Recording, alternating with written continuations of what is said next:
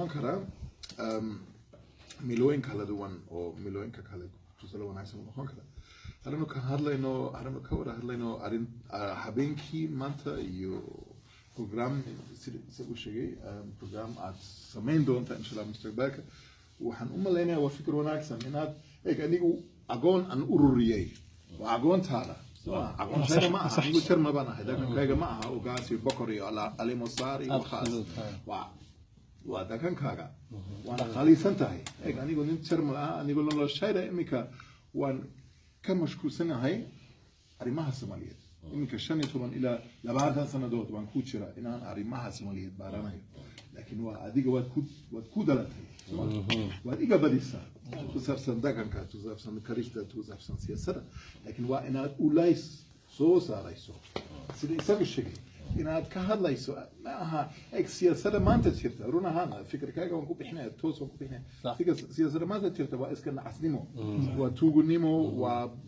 ishek waa musuq maasuq iyo waa ma aha siyaasad fiican iyo inaad ka mashquulsan tahay yaa noqday madaxweyne yaa noqday ishek yaa ku jira baarlamaanka waxaas nacasnimo macana ma samaynayso laakiin macana soo samaynaysaa waa taariikhtii iyo dhaqankii iyo شانشي محيين يو باندبو محيين يو رحوي محيين يو قبيلات وحول وانكوشة يمانتا وشدنا وحياة قبيلات اوكي قبيلات ولا جابنا نحن تحي لكن قبيل ما هو مع قبيل يو حيرت يو دكان يو وكذلك كرتا دينتا يو اما الصحوفي باتاي اما السلافي باتاي لكن وخاص اودان وحنا هنا سويت اما نتورك يدي ورور سميكا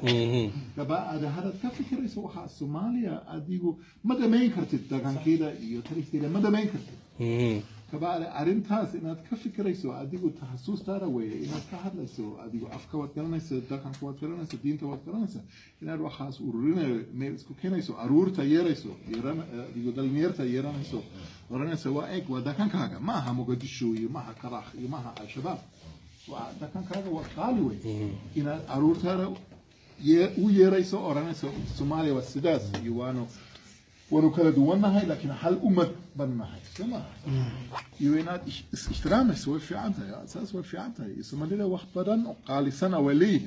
لكن هذا انه يوروبنا هاي اما رير قلبنا هاي انت بدن وحنا مخلنا برعد بانه مخلنا شيك كوي الشباب شر يو برعد بديت يو قاتش يو بلايو يو حاسب مخلنا لكن معها رياضه adigu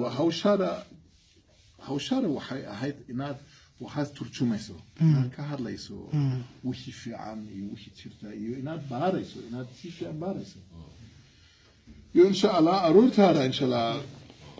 jamacad way galayaan ama taariikhda way baranayaan ama anthropology way baranayaan kawada iyaga laftigooda